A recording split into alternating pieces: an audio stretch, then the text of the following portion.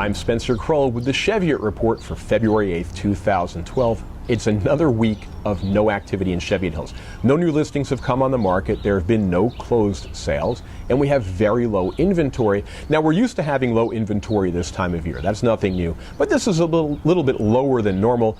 And Chad and I think that this means that there's a pent-up supply which is going to come on the market probably in March and maybe into April. And probably more homes than might normally come on in a regular year. So what does that mean to you right now as someone who might be thinking of selling your home? Well, we have low interest rates and we have very low inventory, and those are the two main ingredients of a seller's market. So if you are thinking of selling your home, give us a call because we want to get on the market as soon as possible before more competition comes and you can sell your home for a little bit more money.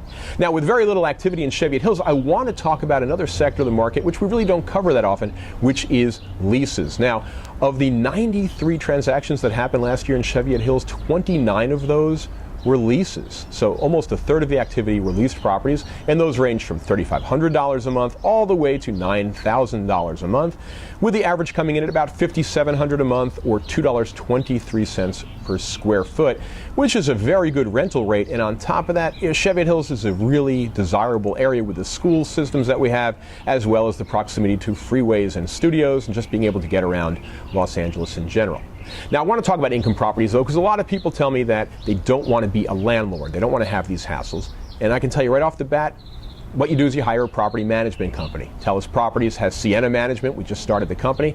So you're not going to have to field those 2 a.m. phone calls. And for some reason, 2 a.m. is always the time people pick when they tell me they don't want to be a landlord. But you don't have to get those phone calls. So that's the first thing. You get a property management company to take care of the landlord hassles for you. And there are great advantages to owning income properties, great tax advantages.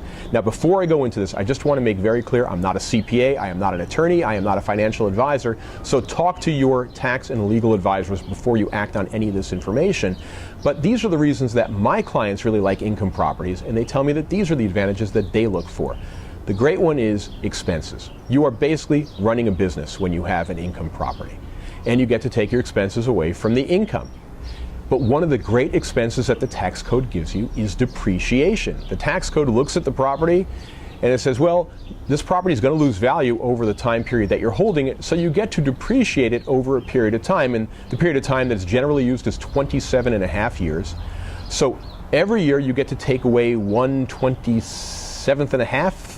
I don't know how to say that, but let's just say 1/27th of the value of the improvement on the property, the basic structure on the property. And for practical terms, if you're looking at a $500,000 structure on the property, 1/27th of that is $18,181. And you get to deduct that as an expense as if it came out of your wallet, but it didn't. It's just a booked expense, kind of a gift from the tax code.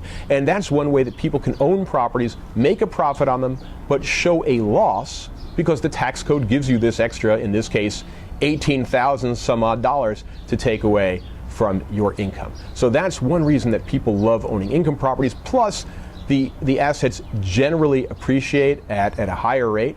So you also get the asset appreciation, and you usually also get your principal protection depending on how you buy these things. Now, the depreciation, you also get your expenses. One other thing about depreciation I want to cover is, so you get your expenses taken away if you hire a plumber to come in to do a repair, air conditioning repair. But if you replace an air conditioner, or you put in a new roof, or you do other things which are called capital improvements, you get to depreciate those as well.